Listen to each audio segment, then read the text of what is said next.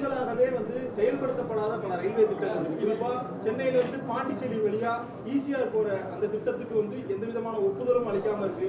இப்ப கூட அருப்புக்கோட்டை வழியா தூத்துக்குடிக்கு போற திட்டங்களுக்கும் மத்திய அரசு நிதி ஒதுக்குறது இல்லை அப்படிங்கிறது தான் மாநில அரசோட குற்றச்சாட்டா இருக்கு. இல்ல, மாநில அரசு அப்படிதான் குற்றம் சாட்டி கொண்டிருப்பார்கள். மத்திய அரசு பாத்தீங்கன்னா தூத்துக்குடி ரயில்வே திட்டத்தை பற்றி ஒரு கருத்து சொன்னார், அது தவறு என்ற உடனே அவங்க கிளாரிஃபை பண்ணிட்டாங்க. தொடர்ந்து மரியாதைக்குரிய அஸ்வினி, ஏன்னா நான் புதுச்சேரி எல்ஜியா இருக்கும்போது வீடியோ கான்ஃபரன்ஸ்ல கேட்டு எந்தெந்த திட்டங்கள்லாம் கிடப்பில் இருக்கிறது பாட்டு அதையெல்லாம் நிறைவேற்றி தந்தார். அதனால தான் நான் சொல்றேன், உங்க கேள்விக்கு என்னோட முந்தைய கருத்திலே பதில் இருக்கிறது. வேகப்படுத்தாததற்கு காரணம் இங்கே அந்த அந்த சங்கத்தை, ரயில்வே சங்கத்தை சார்ந்தவர்கள் இன்னொன்று கேட்குறாங்க, அந்தந்த மாவட்டத்திற்கு ரயில்வே அதிகாரி இருக்கணும், அப்பதான் விரைவுபடுத்த முடியும்னு. கொஞ்சம் வேற மாதிரி யோசித்து சிந்திச்சு செய்யுங்களேன்றதான் எனது கருத்து. தமிழக அரசு அப்படிப்பட்ட ஒரு, இன்னைக்கு மீன்வளத்திற்கு கூட ரொம்ப நாளாக மீன் பற்றி பேசிக்கொண்டே இருந்தாங்க.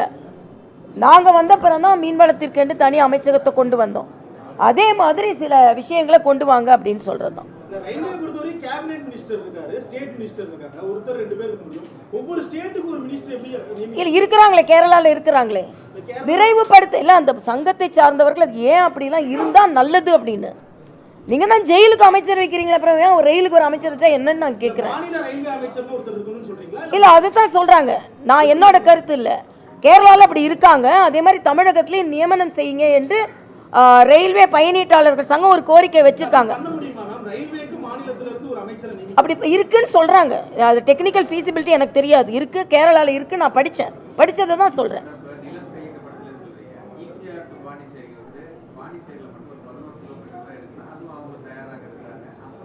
இல்ல அது ஈசிஆர்ல அங்க மட்டும் இல்லையே, தமிழகத்தையும் சேர்ந்துல இணைக்குது. நாங்க ஏர்போர்ட்டுக்கே நாங்க நிலம் கேட்டோம், ஏர்போர்ட்ல தமிழகமும் சேர்ந்து வருது. அதனால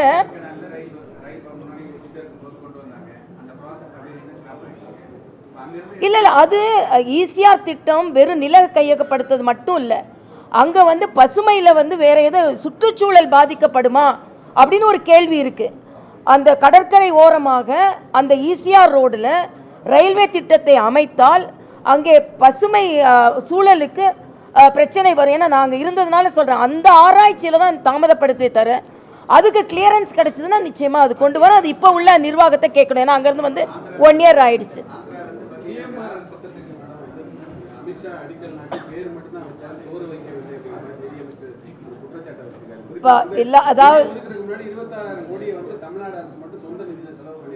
இல்ல அது ஏன் சொந்த நிதியில செலவு பண்ணீங்க, நாங்க பாத்துக்கிறோம் நீங்க சொன்னீங்க, நாங்க பாத்துக்கிறோம் சொன்னீங்க, அதனால நாங்க இந்த திட்டத்தை நாங்க நிறைவு செய்யறோம்னு.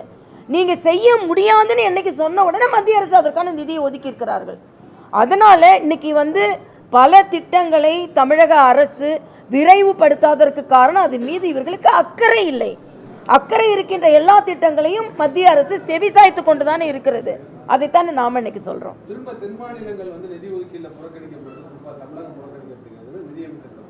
நிதி அமைச்சர் குற்றம் சாட்டுகிறார். 7500 கோடி இன்று எல்லா மாநிலங்களுக்கும் ஒதுக்கப்படும், தமிழகத்திற்கு ஒதுக்கப்பட்டிருக்கிறது. தமிழகத்துல இது தொடர்ந்து இந்த குற்றச்சாட்டை வைத்துக் கொண்டே இருப்பார்கள். 1000 ரூபாய் கொடுக்கல, அதனால நாங்க மத்திய எங்களுக்கு கொடுக்கல அப்படின்னு சொல்லி கொண்டிருக்கிறார்கள். இது விவாதத்திற்கு உட்பட வேண்டியது. சும்மா எப்ப பார்த்தாலும் இந்த குற்றச்சாட்டை விடுத்துவிட்டு உண்மையிலேயே கொடுக்கப்படுவதை தமிழக அரசு மக்களுக்கு தெரியப்படுத்த வேண்டும் என்பதுதான். எந்த பாராபட்சம் செய்வதற்கு என்ன காரணம் இருக்கிறது அப்படிலாம் இல்லை. எல்லா மாநிலத்திற்கும் என்ன அளவீடு, அதாவது விஞ்ஞான பூர்வமாக, அறிவுபூர்வமாக, கணக்கு பூர்வமாக, எப்படி சயின்டிஃபிக்கா எப்படி நிதி ஒதுக்கீடு செய்யப்படுகிறதோ அப்படிதான் ஒதுக்கீடு செய்யப்படுகிறது. எங்கேயுமே தமிழ்நாட்டுக்கு நம்ம கொடுக்க கூடாது, அதனால அது கட் செய்ய சொல்ற நிலைமை மத்திய அரசிடம் இல்லவே இல்லை. இது இவர்கள் கொடுக்கின்ற ஒரு பொய் குற்றச்சாட்டு என்பதை நான் பதிவு செய்கிறேன். கர்நாடகா, தமிழ்நாடு, ஆந்திரா, தென் மாநிலங்கள் 4 மாநிலத்துக்கு சேர்த்து 27,000 கோடி ரிலீஸ் பண்றாங்க. ஹிந்தி பேசுற மாநிலங்கள் இது நான் ரொம்ப தவறு நான் சொல்றேன். ஹிந்தி பேசுற மாநிலம், கோமியத்துக்கு இந்த பக்கம் உள்ள மாநிலம், அந்த தயவு செய்து அப்படிலாம் பேசாதீங்க. இந்தியாவின் ஒருமைப்பாட்டை மரியாதைக்குரிய பாரத பிரதமர் நிலைநாட்டி கொண்டிருக்கிறார். மத்திய அரசு எந்த பாராபட்சம் இல்லாமல் தான் நடந்து கொண்டிருக்கிறது.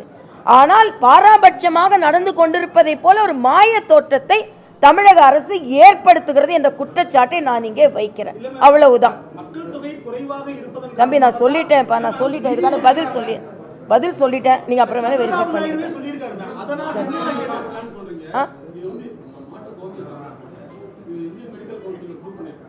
அதாவதுப்பா இது ஆயுர்வேதம், இது வந்து ஆயுஷ் இன்டகிரேட்டட் மெடிசன். இல்லை ஒரு நிமிஷம், இன்டகிரேட்டட் மெடிசன் அது ஆராய்ச்சி பூர்வமாக கோமியத்திட்ட மைக்ரோ ஆர்கானிசத்தை ப்ரிவென்ட் பண்ணுற கேரக்டர் இருக்குன்னு கண்டுபிடிச்சிருக்காங்க. அதனால தான் வீட்டுக்கு முன்னால் தெளிப்பாங்க, அது வீட்டுக்கு முன்னால் தெளிப்பாங்க. அதனால் அது வந்து ஆராய்ச்சி பூர்வமாக ஆயுர்வேதத்தில் மாட்டின் சிறுநீர் என்கின்ற கோமியம் மருந்து என்று எழுதப்பட்டிருக்கிறது. அமிர்த நீர் என்று குறிப்பிடுகிறார்கள் அதை. ஆக அந்த மருத்துவத்தில் ஆயுர்வேதத்தில் அது மருந்துன்னு சொல்லியிருக்காங்க. நீங்கள் வந்து நம்ம தமிழ்நாட்டில் நம்ம சங்க இலக்கியத்தில் மாட்டு சாணம் பூசிய முற்றங்கள் சொல்லப்பட்டிருக்கிறதா இல்லையா? அப்போ மாட்டு சாணத்தில் உங்களுக்கு கிருமி நாசினி இருக்குன்னா மாட்டு சிறுநீர்லேயும் கிருமி நாசினி இருக்கு. அதைத்தானே நம்ம சொல்கிறோம்.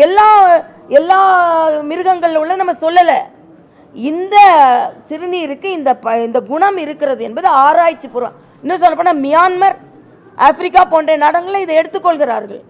அதனால இது ஒட்டுமொத்தமாக புறந்தள்ள முடியாது. இது ஆயுர்வேதத்தில் மருந்தாக சொல்லப்பட்டிருக்கிறது, ஆராய்ச்சி பூர்வமாக நிரூபிக்கப்பட்டிருக்கிறது என்று நான் சொல்றேன். அதுக்கு வந்து 80 வகையான நோய்களுக்கு அது பயன்படுத்தலாம்னு ஆயுர்வேதம் சொல்றது. அதில் அவர் சொன்ன காய்ச்சல் வந்து அந்த 80 வகையான நோயில் ஒன்றா இருந்திருக்கலாம்ல. ஒரு அறிவுபூர்வமாக, ஒரு விஞ்ஞான பூர்வமாக ஒரு தொழில்நுட்ப கல்லூரியை தலைமை தாங்கி கொண்டிருப்பார் சும்மா சொல்வாரா நான் கேட்குறேன். ஆக நீங்கள் வந்து என் உணவு என் உரிமைன்னு நீங்கள் சொல்கிறீங்க. ஒரு இடத்துல போய் மாட்டு இறைச்சியை கொண்டு அலுவலகத்தில் தூக்கி வீசுறீங்க, இதை மாதிரிலாம் செய்கிறீங்க. ஆனால் விஞ்ஞானபூர்வமாக அது மருந்து என்று சொல்லும்போது ஏன் அதை ஒத்துக்கொள்ள மறுக்கிறீர்கள்? பாஜகவோ இல்லை என்றால் இந்திய பண்பாட்டு முறையில் எது சொன்னாலும் அதை ஒத்துக்கொள்ள மாட்டோம். அது படித்தறிந்தவர்கள், அது உண்மை. அவருக்கு என்ன உள்நோக்கம் இருக்க முடியும்? கோமியம் என்பது அது பதப்படுத்துவது, பஞ்சகவியம் என்பது இன்னைக்கு அமேசான்லேயே கிடைக்குது. அதனால இது சயின்டிஃபிக்காக ப்ரூவ் பண்ணது என்பது ஏன்னா இன்டகிரேட்டட் மெடிசனில் எனக்கு நம்பிக்கை உண்டு. நான் வந்து மருத்துவம் படித்த, அலோபதி படித்த டாக்டர். ஆனால் ஆயுஷ் என்ற இன்டகிரேட்டட் மெடிசனில் எனக்கு நம்பிக்கை உண்டு. அதில் இதுக்கு என் நம்பிக்கை எனக்கு இருக்கிறது. அதே நான் சொல்கிறேன். நடிகர் விஜய் வந்து பரந்தூர் சென்று மக்களை சந்திச்சிருக்காரு.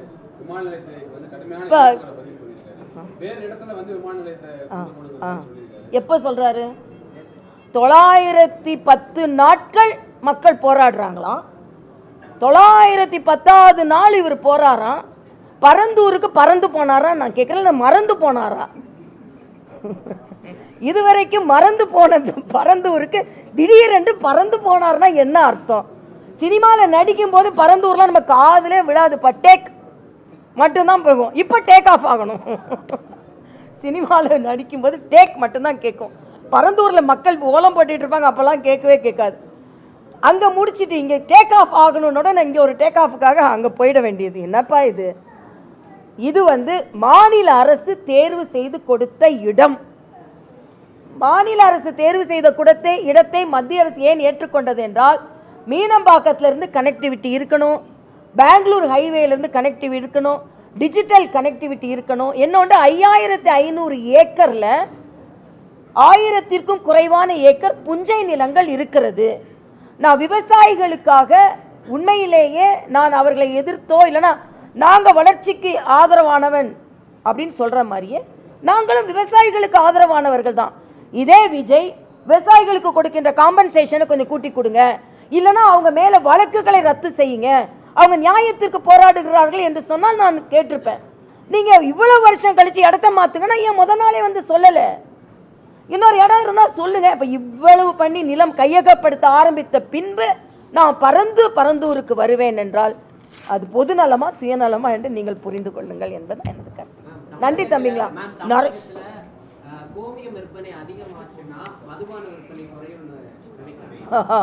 ஒருவேளை அப்படி நினைக்கிறாங்களோ என்னமோ. கோமியம் ஒன்றும் டாஸ்மாகோட கெட்டது இல்லைன்னு நான் நினைக்கிறேன். அவங்க கோமியத்தை குடிக்காம அதனால டாஸ்மாகை பற்றி கவலைப்பட்டு கொண்டு இருக்கிறார்கள் என்று நினைக்கிறேன். நன்றி தம்பிங்களா, ரொம்ப நன்றி உங்களை எல்லாம் பார்த்து.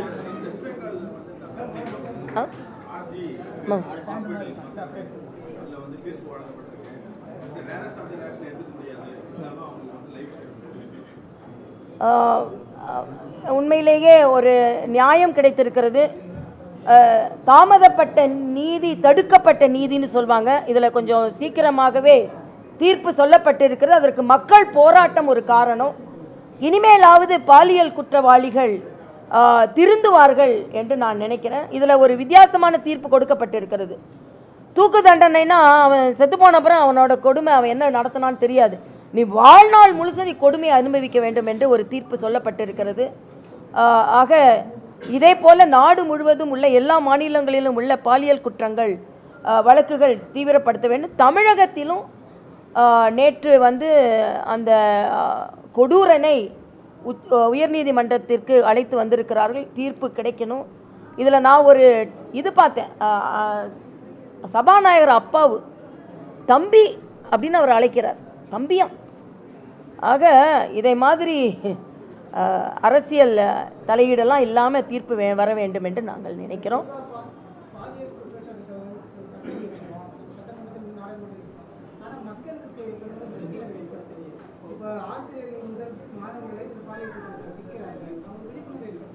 இல்லை, அது சமுதாயத்திற்கும் அதில் பங்கு இருக்கிறது. ஆனால் அதற்காக கொடூரக்காரர்கள் நடமாடிக்கொண்டே இருக்க முடியாது என்பது எனது கருத்து.